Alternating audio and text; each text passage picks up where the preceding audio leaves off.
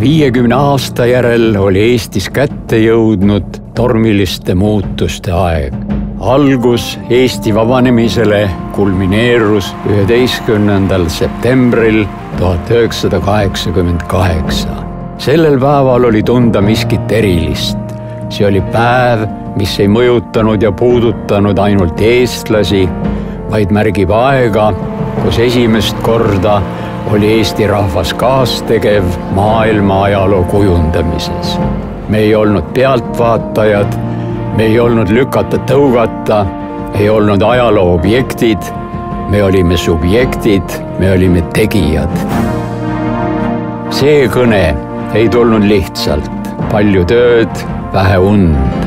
Õnneks aitas Soome sõprade poolt saadetud kohv.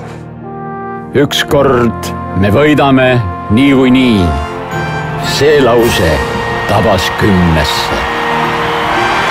Ükskord me võidame niikuinii. Hea algus järgmiseks aastasajaks. Paulig.